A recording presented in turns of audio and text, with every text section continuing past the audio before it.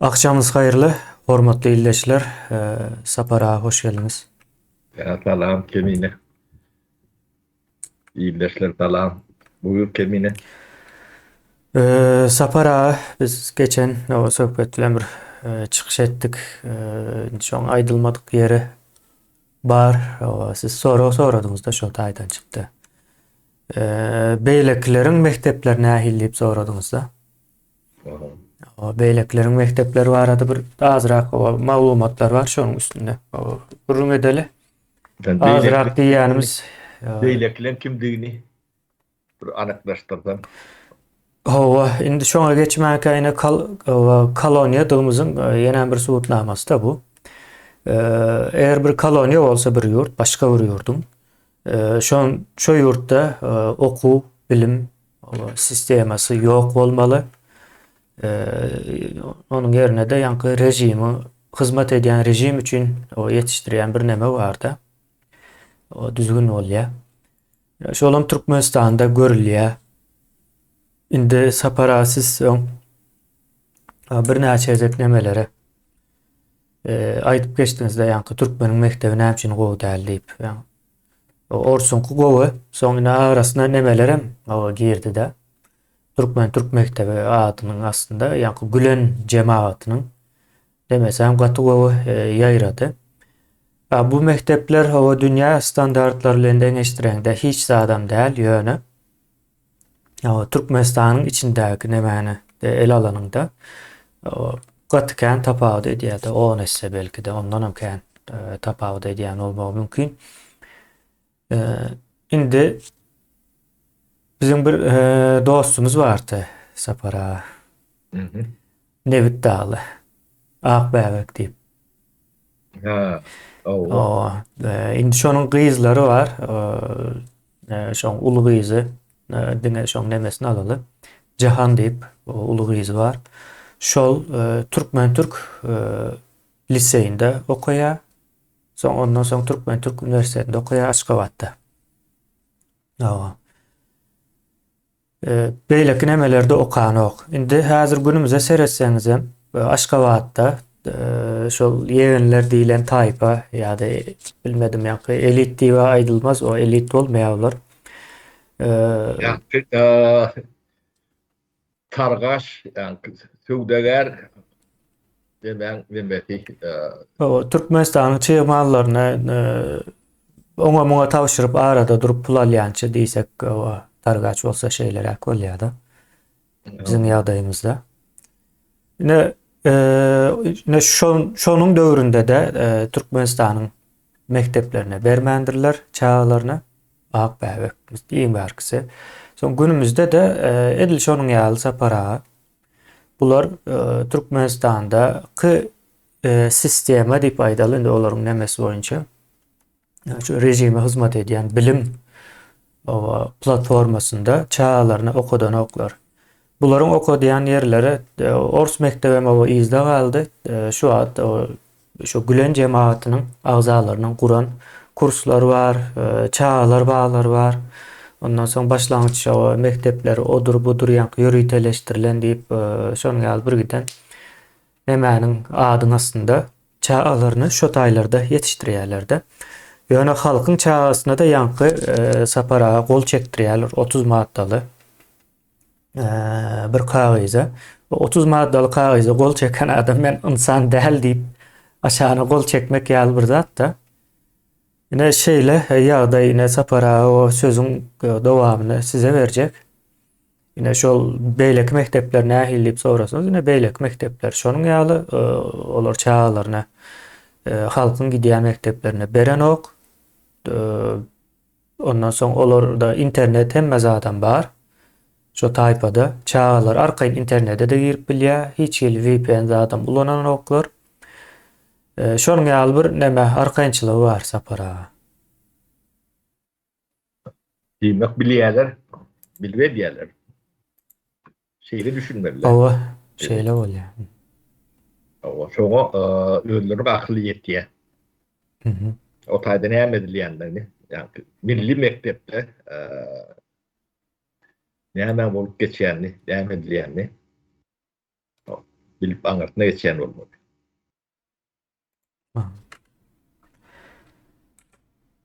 Men ne düğün dinledim kendine demekti. Şimdi şu punktları yeni de bir tapar kaytaladana o odu olun yönü Gaytalaly hatda ekrana getireli onu sapara. o şeyden has o or bir predmet neme bir da bağlı vurgun ederse. O şeylere sapara haýsy maddasyny okap bereýin. Başını vur okap ver şun O olmazdı. başyny okaly. Ben şunun suratyny bärden ul edip açaýyn.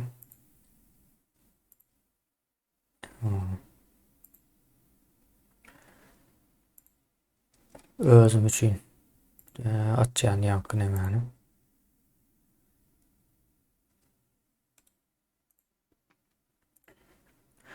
Öz şeýle diýär sapara. O benim hem sesimi halmyrada ýaly kesip ýapyşdyryp demäniň jurnalistleriň propagandasyna öwürmesinler de. Şey diýär, hormatly prezidentimiziň il ýurt bähbetli siýasaty. Il ýurt bähbetli siýasaty, ýani şu aşagda gol çekjek zady. Siýasatyny durmuşa geçirmekde öz münasip goşandymy goşmak, ýurdumyza, halkymyza, ata watanymyza, hormatly prezidentimize wefaly, ahlak taýdan arassa sapara, giň dünýä garaýşly, ýokary derejeli ılımly, bilimli ve terbiyeli talip diyen adyna münasip geljekde öz saýlap alan ugrumda ökde hünärmen bolup yetişmek maksady bilen okuw döwrümde ve dinç alışda şu aşağıdakilara borçlanýaryn diye. İň soňundan İň soňuna. okasam kemine başı bilen İň soňuna. ortada gelir. Iň soňunda da şey diye, egerde şu borçlary yerine ýetirmekde kemçiliklere ýol bersem, maňa bellenen tertipde değişli temmi çärelerinin berilmegine ve okuwdan çykarylmagyma razy. Men bu borçnamany hut özüm hiç kim mecbur etmezden doğru düşünüp yazdım ve öz şahsy golum bilen tasdiklaýaryn diye öz şahsy golum bilen tasdiklaýaryn diye aşağıda da en atasynyň nemesini soraýar goluna. Onun neresinden tutsan elinde galan ok sapara. Onu kalmasa da bunun soňundan başlaýar kemine. Özü meýletin bolçakkan ýalak öz inisiativasy bilen ýazan ýalak bolçak dirýärler da şeýle O tökmet. Bu tökmet.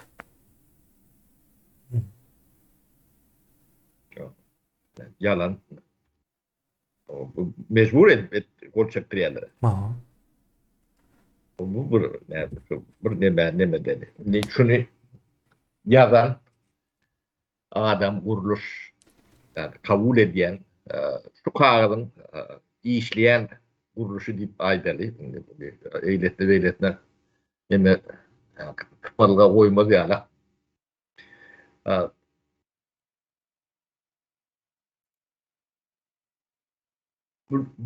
Bilim bermäli. Yani bilgi vermäli. O mümkinçiligi düýünden ýok neme bolmaly. Okujaý, ýokary okujaý. Ähilek atlandyrýan ortamy. Şunu ýaýan adamlar çağa, ýaşa, ýetginjege bilim bermeli mümkin näler özüm jenaýetdir. Yani bu demek içini soň okap berersin. Ben de o içini nemesini okudum kemine. Soň üçin bilen soň neme diýenler. Men şu nämeleň üstüni açýanlygynyň netijesinin nämedigini düşünjek bolup başlaýynda muň demelerine girmen. Bir milletin, cemiyetin geleceğini yok etmek için iş alıp barlarına iş alıp barayanam Yani düşmanın bir hata verilenine edilip olacak dağıtılan bir işi. Bir milletin hopsuzluk var arada. Ya ile doğrular var orada şolun hem becetin neme Floryalak bilim nemeti düşmana şol çözüp veriyor. O iqtisadiyetin yok diye. Bu bir. Önümçülüğün yok diye. Şu millet öz geleceğini yok diye. Sever netil yok diye. Cahil netil. Böyle 50 diplomlu cahil yönü oyun vakit görün cahille. Şöyle oyun vakit görün nemeden ha velellidir cemiyet için. Ondan inni bunu bir yerde koyalım. Bulon ödeyen işi. Ni devletin hopsuzluğunu uğrayan kulluklar var da. Kuruluşlar olmalı.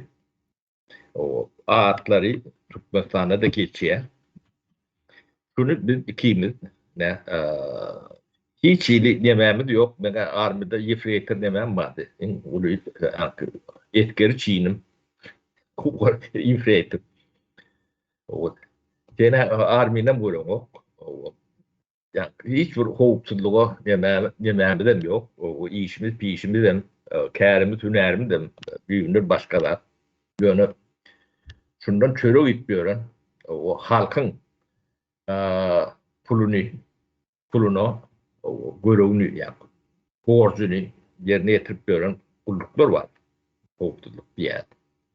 O başka da meclis var, eylek var, beylek var. Ne şolu Türkmenistan'ınki değerlerinin tuğutnaması şu. Ya tuğutnaması ikimiz bilen olsa olur yok ben bileyim. Soň şeýle bir soram, Ondan soramalda. Bular kimi goraýa?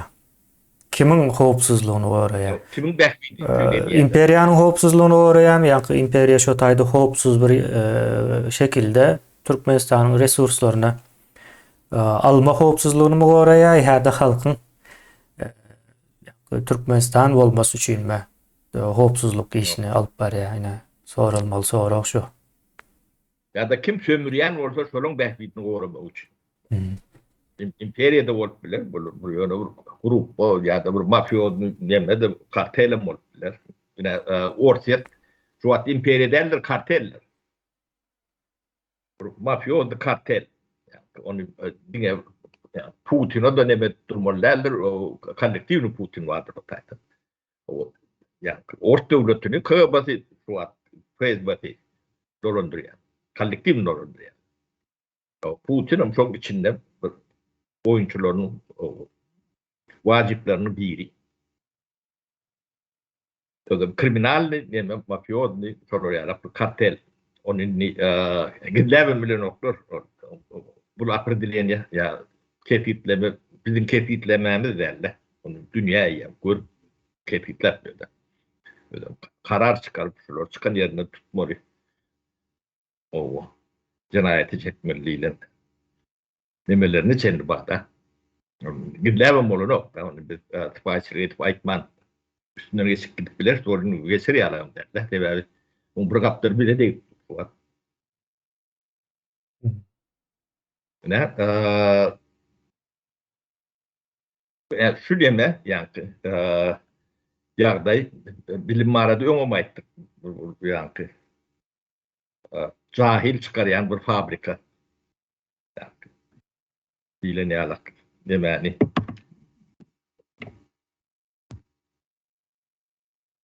Bu evet Rati evet Rat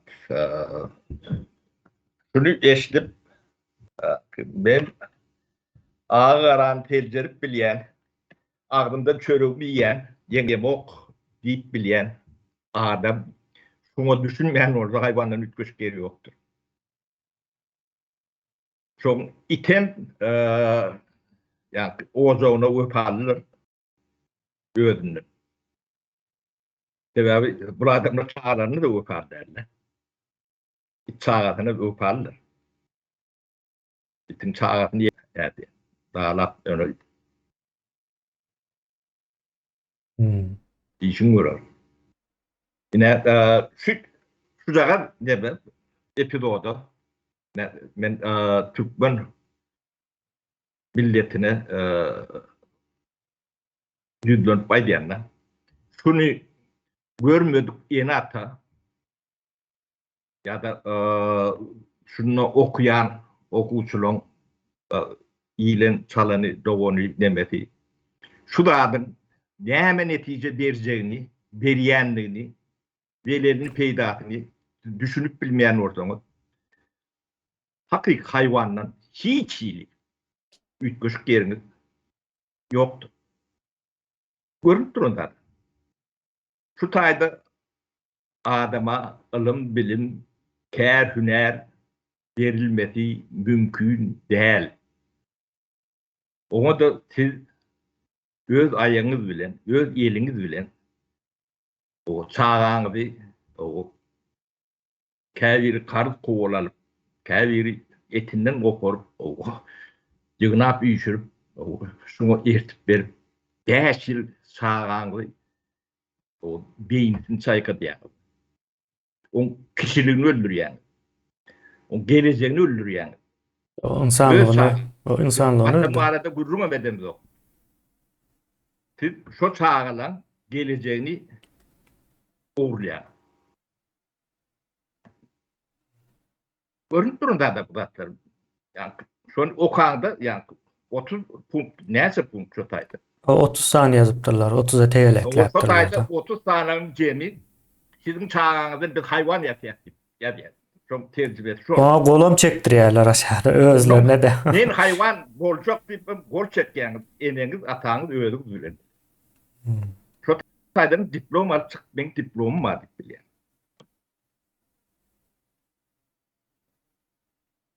O ini şunu görmeyen devlet topluluğu kim işleyip bulur? Haydi devlet işleyen ya da haydi grupa işleyen ya haydi kartel işleyen. Ne düşünmeyenin ne molyanlar onu bıraktık. Yani devletin hoksuzluğunu halkın pulu bilen korap diyorum.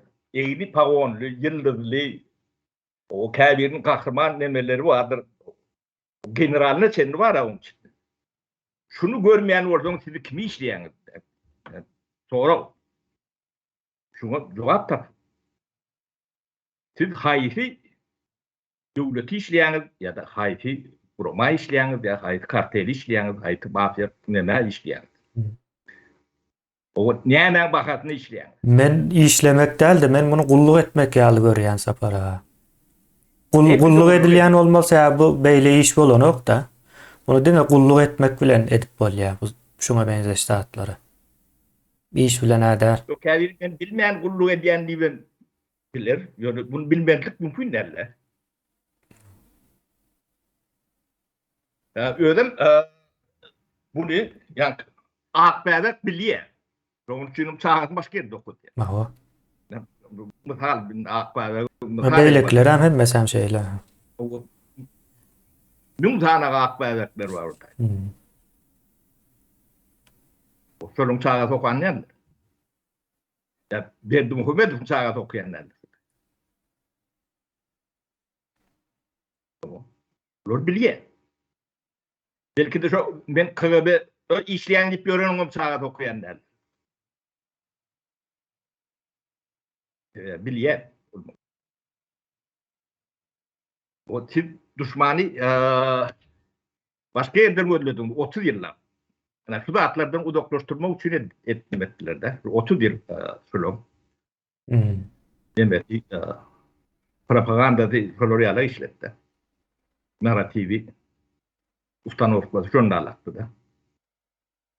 Yani şu problemleri bu çıkan problemi değil.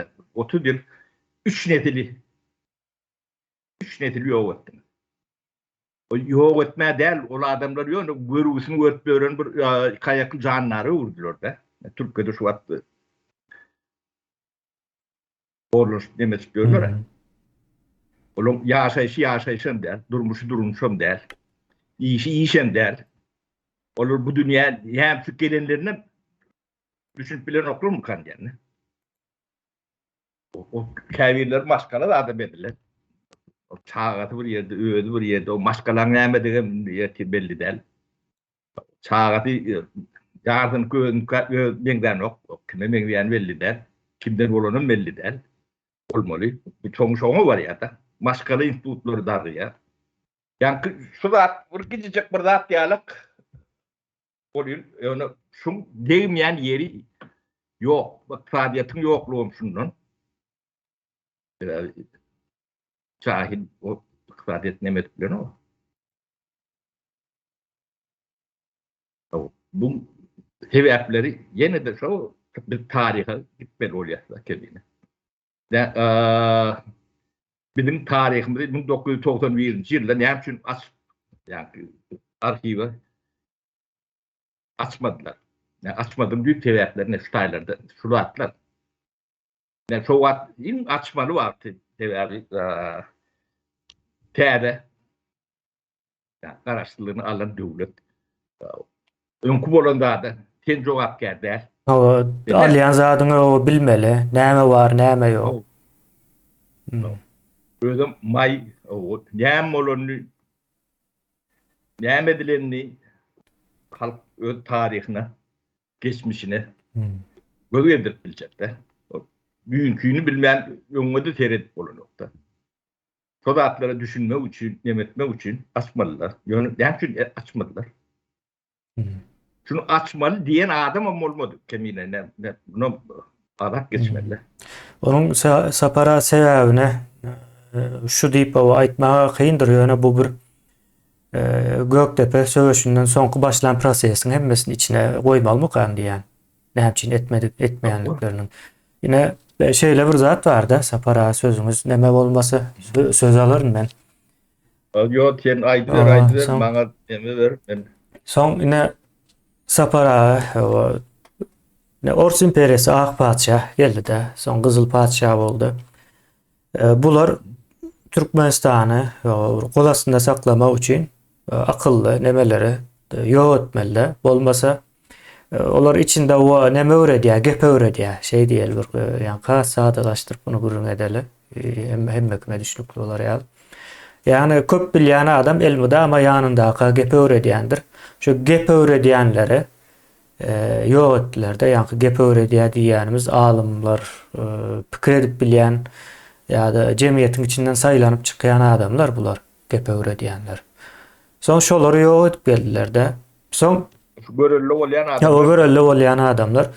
Ondan soň belli bir 3-4 nesil geçenden soň ha gep öwredýänleriň ýanynda bizem gaçmaly diýip soň jemgyýetde de bir tersleme döreýär. Yani bu gezek hem imperiya bularyň düşmany, soň 3-4 nesilden soň jemgyýet hem bularyň düşmany bolup galýar. O ben özüm şöyle ýaşap gören adamın biri O kemine. toprak Bu da atları ýaşap. atalarynyň o gan bilen ýitiren topraklaryny izne o berjek bolduk diýipmi? O Sapara o Gülyas ýöne bu gaty agyr bir hakykat we ýene de şo zat häzir täzeden gaýtalanjakda 30 ýyldan soň. Ana göreli alyp bilýärlermi ýa-da ýa-da ýitip gitmelimi ýa-da başga bir çözgütlerini mi taparsa onu görers wagtyň nemesi bilen. Ýöne sapara netijede şo illüstrasiýanyň ýene döwlet ýykyldy. Demokratiya diýdi, o bu diýdiler. Yani illüstrasiýa geçirilmedi, barlanmadı diýdi. Yani şol sebäbi şol. 100 ýyldan gowrak wagtyň täsiri, şoň netijesi. Soň ýöneköy bir zat bar da, bir dükan aýdaly täze almasaňam nemesi eýesi çalyşýar da käbir dükanlaryň. Ben revidiýet men o nämäni gördüm de hatta bir dükan sattık sapara. Ona eden şon tavşyrşymyz var da. Aljak adam gelýär, hemme zatlary barlaýar, görýär, ýazýar. Soň biz tavşyran wagty usulü var da tavşıranda hem zat bol şeýal däl, hem zat ýygnap, üýşürüp yine görüp sanap biler ýaly ýagdaýa getirdik de. Hemmesine duran yerinden alıp hemmesini bir yere üýşürüp ellerinde de spisek var. Tavşırlan wagty şeýdip tavşyryldy. Alan adamam şoňa göre aldy. Şular var diýip şoňa göre de pul hasaplaşy bolýar da. Soň ýene bir gyzykly tarapy var. Soň şo taýda işleýänlere sen galma diýip şon ýaly nemeler var. Ýani yine bu taýda gelýär de. İçinden saýlaýar kimleriň galyp galmajagyna. Yine şeýdip ýani bir dükan. Gidecek bir dükan var yo. Derde de döwlet diýen. Bu taýda da döwlet var. Senem içinde hiç zat geçiren o. Soň ýene de şeýle de bir zat var da ýani şol dükany alan adam ol başgaçarak ýöretjek. Başga bir pikirleri var. O säýär daşyndan görüp gelýär. Şu zatlar edýärler, ýöne şunam üstüne goşsam ýa-da şunu aýryp şu gerek däl, onun ýerine bunu goýsam has bolýar diýip öz nemesi bolýardy. Hukman suratda täze gelýän adamyň täze pikirleri bardyr o taýa. Soň şoňa görä şo pikire görä ýöretmesi üçin käbir işleýänleri çalışmaly bolýarlar. Gerek däl bolýar käbir işçiler, işgärler. Neme diye aýrýarlar. Onun yerine de başka yani şu öz gurjak sistemasına göre adam getirýär ýa-da öz tanışlary var. Ondan bäri tanaýan. Şonuň üçin siz hemmäňiz boş diye öz adamlaryny getirýär da onun yerine sapara. Sizin aýtjak bolýanyňyz o şeýlerek bolmaly bir dükanyň gurulny etdik ýöne. Neme kemine. Inni Şubat Türkmenistan könü Sovet nemesi yıkıldı diýip aýtdyk öňçeler. Şonu bilmeýänler baý bolmagy mümkin. Biz bilemiz oktuk sapara. 1991-nji ýylda Sovet Soýuzy yıkyldy. Adamlar näşe bir ýerik ýadyň eşitmedik bolsaňyz. O nemederi. O da Sovet nemesi planowy sistemada işleýär. O planowy sistemada hem de döwlet teýetçiliginden. O da yıkıldı. Şu Türkmenistan näýlik sistemada işleýär. Öňkä ýok. Täze sen yerine de hiç zat ýok. Bazar iqtisadiýaty barmy? Ýok. Inni ýöne käbir adamlar üçin bar. Bak bäbä üçin. Ýok diýip o da bu dogry bolan o 1%, 1,5% mi? Ýani şu bir jandaşyny napy tövde edip bilýän, ruhsat berilen adamlar diýip aýdaýyn men. Şolaň ýani gökçüre ýakan şo köçeden geçmeli adamlar, taýlama adamlar bolýar da. O Türkmenistanda iş adamları ýokdur, taýlama iş adam hemme fabrik kurup işläp bilýänler. Arkaňda şolaň biri baba bolsa işläp bilýänsiň. Ýa şolar okey diýen bolsa işläp bilýänsiň. Ýa şolara gawat gelýän bolsaňyz. Neme diýendir? Olar size okey diýip bilýän, o size ýaşyl çyrany ýakyp bilýän adamlar. O känlädir, olaň tany bellidir. O atlaram bellidir. O näme üçin edilýär? O galan 99% näme etmeli. O bir ýöne bazar iqtisadiýaty barada bunu bari ýala edip görkezmek dememde lor käbir işler geçirýärler temine. O ýöne ýani eýeçilik meselelerini çözme. Bazar iqtisadiýaty bolup bilen o. Bazar iqtisadiýaty. Halkyň topragy ýok ýerinde bazar iqtisadiýaty bolup bilmez. O ilk başta gelýän toprak eýeçiligi. Dünýäň giýretinde ýani toprak eýeçiligi bolmadyk ýerde bazar iqtisadiýaty bar ýerini görkezip bilýän. Ya özen döwlet bilen birini görkezip bilýän. Mümkin näde? Ne ben ne var ya topu ne için atmadınız deyip bir fıkra vardır Türkler. Ya Türklerin değil ortada da şol oraya demek. O yani sultan bir ya da yetkerin başı mı ya ben topça hem çünkü top atmadım diye de düşman rotaydı üstün hücum ettik diye. Bunda 20 tane demesi var diye de tebevi var diye. Çok için atmadım. Han tane diye. Birinci diye. Değeri yok diye. İkinci diye. Onu dur diye. Geçme diye. Değeri yokuz. Değer olmasa kadın onun okudu. Bolonu o. Ne şunlarla yani hututi eğiçiliğe yani toprak eğiçiliği bolman bazı tiyatrosuna geçip olayan derler. Mümkün derler. O bilen 1992 yıl biz bu zatları düşünmeyen yoran adam değil. Düşünen çok şunu arkaya şey kuyruğun edip verip ne Türkmenistan'ı ayağı üstünde taklamak için, östürmek için adamları yani adam yalak, yaşar yalak, işler yalak, karanar yalak etmek için ilk bile o yer su reforması geçirmez. Sonra geçirmedik demelen bir yere ayağı üstünde durup bilenlerdir. Yani tereddüt gören onun her sana yani analiz etmeleri yalak republikalar vardı. Denk şartlardan ayrılan.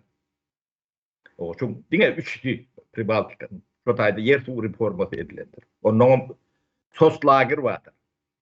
Olur mu? Yani bizim sosyalizmin reformasıdır. Şotayda da hem yerde yer su reforması ilki birinci geçilen demiş odur. Olon kankat dolu tabii köyün emelerine dönüp vardılar da. Yok elinden alınan yerlerini idna edip verdiler. Emlaklarını idna edip verdiler. Polşa'da düşmanlarlaktır, Çekoslovakya'da, Slovenya'da da, o Yemen'de de, Pribaltika'da da şey ettiler. Yani, bırak kötündüler, yönüp geçtiler. Bu adam Gulyalı. Yani önünde olan problemler vardır, onun yönü. Ne Orset bilen, ne Belarusya bilen, ne Türkmenistan, Özbekistan, Kazakistan bilen değiştirerek değildi. Yer bilen gök yalaktır. Hiç ili, yani tebiği resursları yok diyece yardaydadır. Belarus, Yemen, Litvan, Latvia, o yani tebiği resurs. Yerim yok. Yerim bir Marin oblusu alaktır. 4-5 milyon ton buğday veriyor Litvan. Bir Marin oblusundan yeri kendi. Aynı O, mekan o o tarafına geçip gidiyor. küçücek o. Litvan. Latvia'da geçmiyorsun ya Estonya'da geçmiyorsun. Bir kağıtta olucunun bulucunu rahat geçip gidip oluyor da. O inni bunu 30 yıl geçti. Ne yapıyorsun o? Yönü size bazı faaliyeti bari alak ekranlardan propagandasını yürütüp görüyorlar. Sapara prezidentleri bari alaydı propaganda yapıyorlar. Ama ne mi? Prezident amine neme o Serdar neme o Serdar o Berdimuhamedov Birleşen Milletler'in nemesine gittiler de hem bütün dünyanın nemesi cemlendi şotaya. Yani Biden'ın yanında oturtmanırlar. O şu Biden gep boşar ya da bir gurundeşlik çıkar da bu maskara olar ekranın önünde deyip çıkarmandırlar sapara otaya. O Putin'in yanına kağıdını kaçırıp demedik diyordur. Onun yerine pasol çıkıyor. Yani näme? Şonun adı Orazov. Meret Orazov. Yankı prezident eğer bolyan olsa da o şol koşulmayan olsa şol barıp oturup bilmeyen olsa hiç kim oturmalı değil de otaya. Şeyle olmalı. Ne için? Respublikalar hem meclisin yemeleri var. İlçi, sapara ilçi. İlçi var oturuyor. O ne yani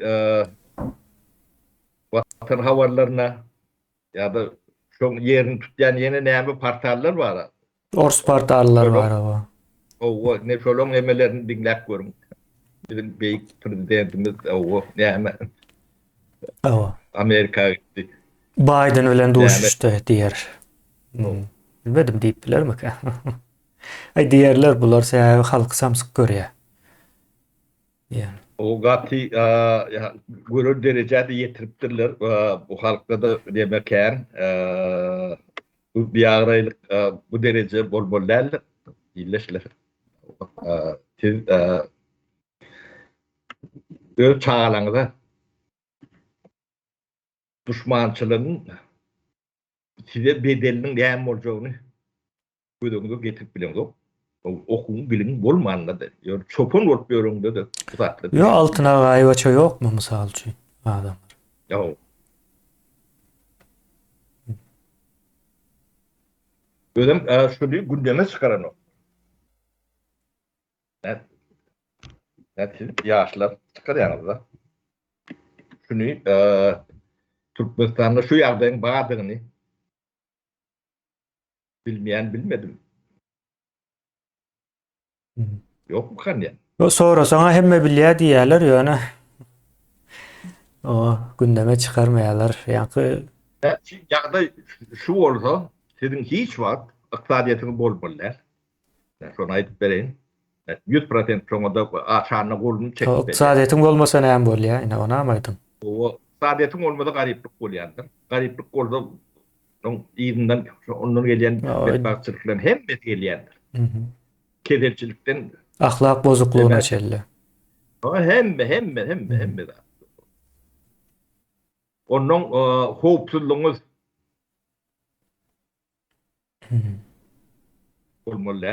olmaz. Size yönü uçuk baryan, terçelerim, bedbagtçılık getirip bilýär size hoplu olýar. Yönü uçuk baryan. Ol biri yani iş edip üstüne olması önemli gerek geldi. Tuğle tursa size derttir. Ýagşy ýaganda bedbagtçylyk bolar. Hemme taraplaryň şu ýa-ni hopsuzluk diýilen sözüň yemelerine giýilýän näme bar bolsa şolaryň hemme jeti size hop. O bir ýöne her biriňiz aýratyn alaňyzda ne kiçilikliğiniz bolup geleceğiniz garanky, eliniz hünärsiz. Şo bolan soňundan ýa başgalar näsini, o başgalara getirecek demäňem şoňa bagly. Elinde kärim hünäriň bilgiň bolmasa sen ýöne goýunmak görün çopunam däl. Sen goýunmak bilen.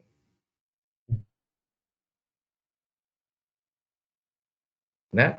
Gelecek demäňe de şuň kulon atyk çoğuluklaryna da olara da ýa öňüne perde näme diýýär. Geleceğini uğur diýär.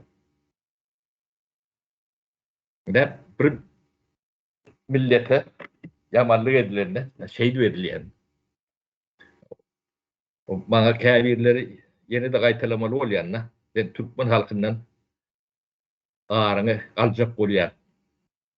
O dogonloňy öldürdiler, nemetdiler. O şoň neme diýen diýär. O da bolmagy mümkin bolýar. Men tezini çykarman oturdum. Şu daqlaram bolýan bolsa dünýede ähli düşmanlaryň üýşürüňde şundan kände edip bilmeýär. Geleceğinizi ogurlap bilmeýär. Biraz aýdylýan zatdan o çetleşdirmek üçin aýdylýar da. Aýdylýan zadyň o möhüm nemesine ine ýurduň içindäki hopsuzlugy goraýanlar, o Orsun hopsuzlugy gorap ýörde şo taýda. Propagandasyny ýöredip. Orsun hämçin o ine Putin erbetdiýse näçin adamlar näme geçýär? 30 ýyldan bäri ýöredilip gelýän bir propagandanyň netijesi. Ors o beýikmiş, agamış, ýene bir zatmış. 30 ýyllar, öňki 70 ýyldan şeylere Hawa. çoğun meňdeşire kemine. Doğru doğru. Sen imperiyalar şey dip özüne aşık ediyorlar da giden vaktiyle Araplara aşık olup görüşler yani. Olaram Yo. gatı o temmimizi verdiler vaktinde de yani tarih bilmän soň yani tarih bilmeýän diýbem ol täsirini kesen nokta. Şu neçeli pikirlenişimizde de bir Araplyk nemesi ýörep dura. Şükretme, sabretme ne buların Yok. hemmesi. Faktek görsün şu hemme de yemedir yani düşünmüştür. Hmm. Şu milletler faktek yapıyorun orada. Bu çok yok kalıyor. Başka iş var. Aha. Siz yerinizi elinde geçirmeyen yani toprağın eğiti bolman sizin adatlığı çıktık diýsegem çıkanınız o katı yalanlar. Özüm ulu yalanlar. Vatanınız da belki sizin kim değildir. Onu sorgulamalı mı kan diyen kendine? Sen tadı hiç var mı yok?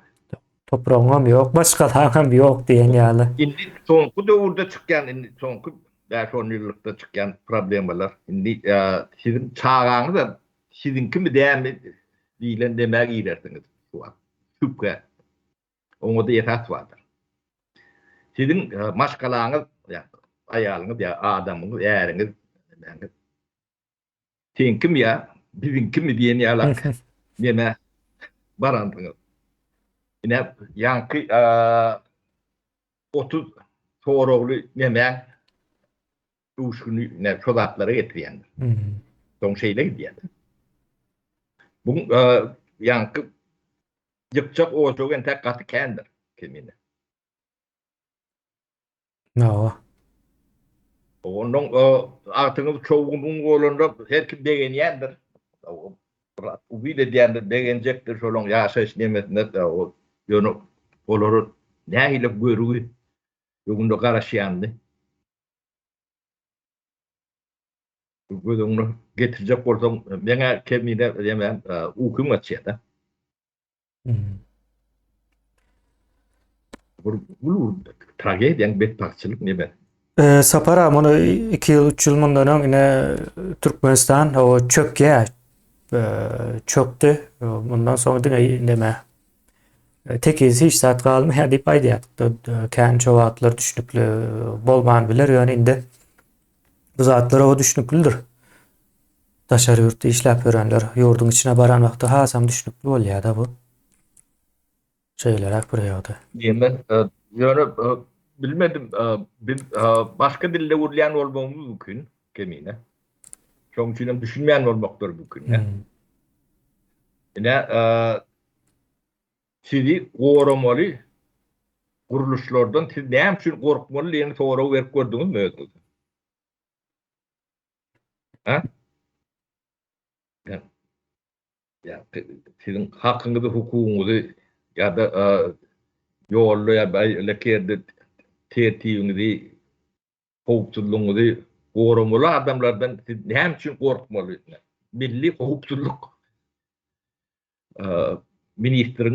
ministerliğinin işgallerinden O yani ne için korkmalı? seni becermeliler man seni öldürýän bolsa pikirlener adam. Doğru değil mi? Ne şu da atlarım sonra Hmm. çok kuruluşluğun sizinki değerlerini, sizi işlemeyenlerini, onun eğilerinin başkadığını düşündüren yani benim fikrim kemiğine. Bilmedim ya bir yutkuş ya da doğru yutkuş. Muňa näme diýerler sapara? Nämämiz bizim apozisiýamyz diýeli. Ya oponent mi diýäs? Bizim oponentlerimiz näme diýer? Bular şol nemelere ýakjak bolýar diýerler. Şu pawon geyip görenleri. Şey diýip näme çykararlar. Yakılmağa münasip o yaklayan yani neme mümkünçülük oldu. Yok ben yakma. Yani oğudun aşağında bela alayanlardır. Kemiğini Türkmenin atı sözleri vardır. Bu da demek ki İslam'dan geleyenlerdir. Anıl oğullardan geleyendir. O sapara bu sebäbini näme diýerler-de şo taýda sebäbiniň üstünden atlap geçýärler. Ne sebäbini siz aýdyp dursunuz-da. Sebäp şol. Ýurdy zaýalamana kömek edýärler-de pagon geyip. Şey, Tamam. Başkalardan gurrun ettim. Şu esasy zatdan uzaklaştırmak üçin edilýär. Başkalar üçin edilen o. Esasy zatlar vardır. Bolmasa bolmaýan. Yani siyasi reforma geçirmeden hiç zat geçirip bolmayanların esasy mesele. Yani men aktivist, opozisyoner, men plan, tok, näme diýip görünlüň. Biriň ağzından siyasi reforma etmeli, şöyle etmeden galanny, yani top meselesine gelýär de ýene de dersi ýok, burada top atan ok diýär. Şonalak ne şol birinji demeti sebäbi. Oho. Onun ikinci iqtisadi dememiz bölül sığır o Mercedes müjükde. Toprağın eline geçmeyen o Mercedes'imin bolun oktuğunu inni düşünýän bolmagy mümkin.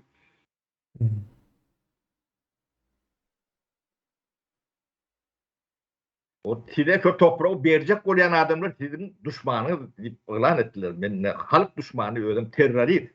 Men şol Näme üçinligini o ýene batlyra aýdyň sapara. Näme üçin? Yani size yer toprağı size berjek bolan üçin. Başka iş var. Indi Onu ölmezcağım bolan yok. Keşke ölmezcağım bolan. Düşman olun orada. Ne yaşım? Ben bu şehirde yaşatıyorum. toprağım ýöne o berildi, doğru değil mi? Alanlaram bar. Berilli. Yani alan biz allık bilen ok. Ya da şu Almadık vakti gelmedi deyip bilen ok. bize yetmedi diye. Ödem biz yürüyüşte institut açtık. Şu pratiği nemetme için. Durmuşa geçirme için. Ödem şu instituda sizden para adam alınan ok. Devletin hem stipendiyetin töler protayda oku diyorduk da. Her ayda 50-60 mil, 30-40 mil sonuç adam näçe bu yüzüm diýen orada onu islegem gerek de. O isleyen adamlar demedi. Şu institutu badyny ýokdugyny bilýän türkmen ýok ende. Näçe o käkele demedi görme. Adamlar adyna mı aýdýan? O adamların içinde diýirleri var. Hem beceri ölmeyen ekenne. Şolordan tez çıkın orada. Sizin bir kılığınız, bir yemeğiniz, bağın bir kıymırlayan. Billet, bu değilet böyle oluyan. O bilemez şu milletin çağatı. Biz katı uzakta orada o. Yaşımız 70'ten geçti yani. O bize gerek gel, sizin çağalarınıza gerek. Sonra düşündürüp bilem de o. Bu yani korku näme diye o zatın hem de yalanlığını onun düşündürüp verdik. Yok. Küntüklüğünüz bu başka bu hiç zaten. Yani sizin küntüklüğünüz bir yana. Yani sizin aladı diyelim sizin aktıklarınız, çoğunlukluğunuz innim olacak demeli. O Türkmenistan'ın devam etmesi için. O dige çok başka çıkarı da yok. O da bir ünlü yetişen o. Onu bilýär. Onu da düşünýär.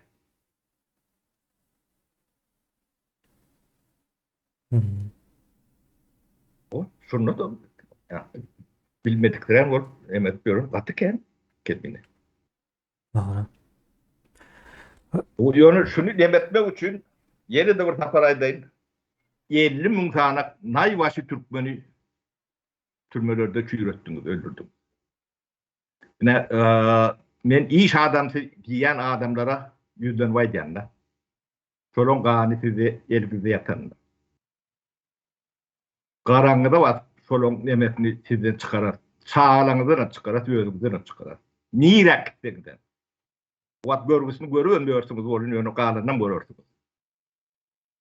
Bunu yahaptan çıkaracak Türkmen yok. Bunu Türkmen bunu düşünyen gibi.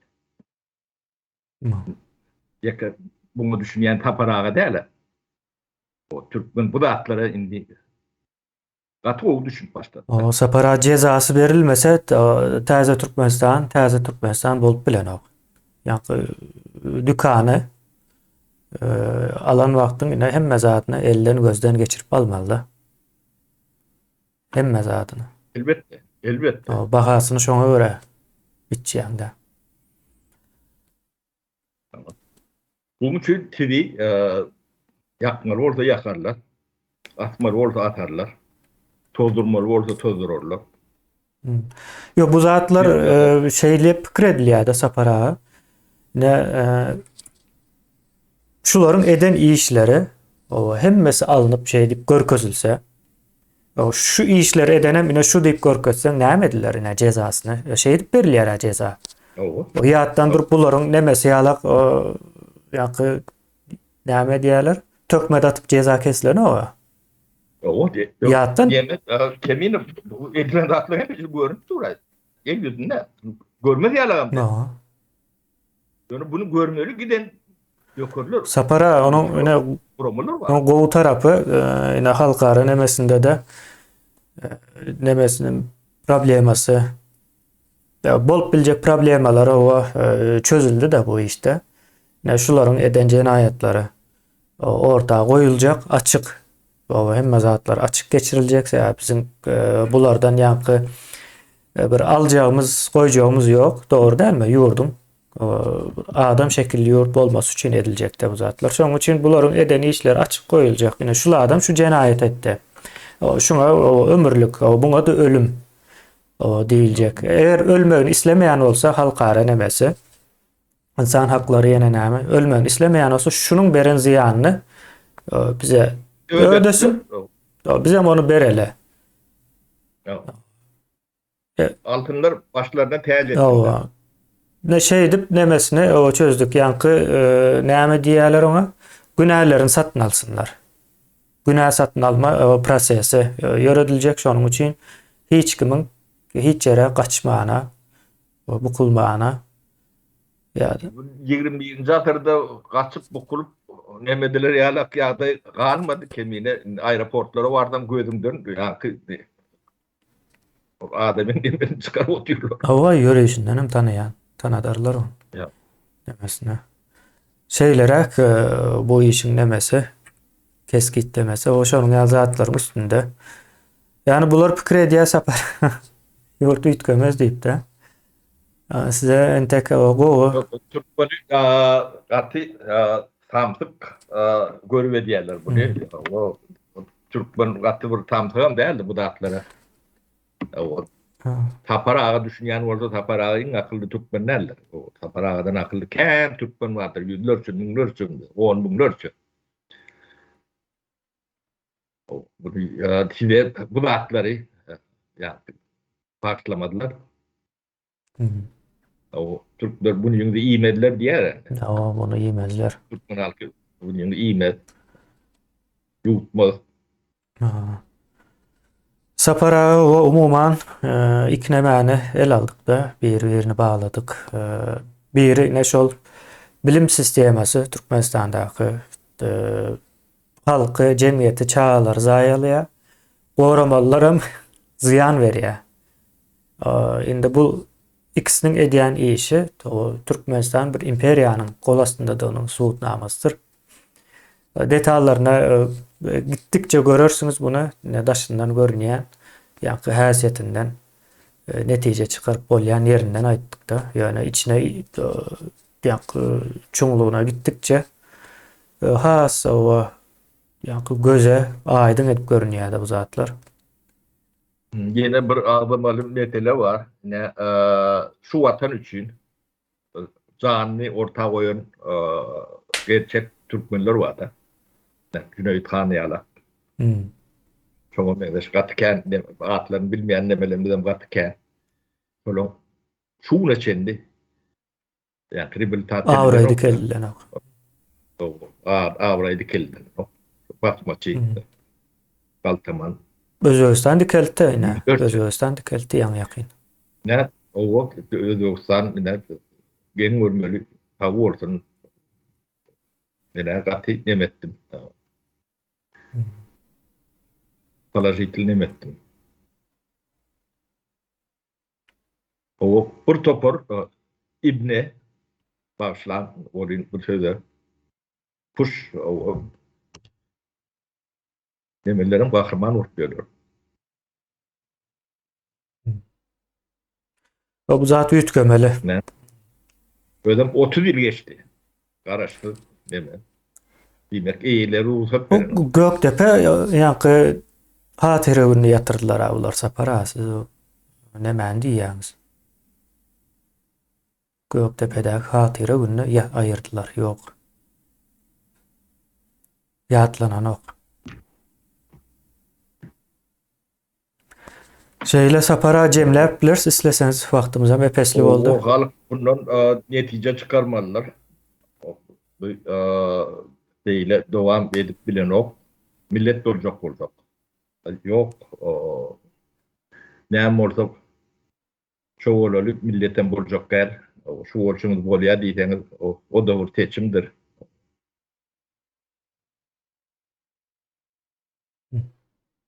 Şey demedeli kemiğine şey Bolýa, kuturaylı sag bolun. Sapara illeşler.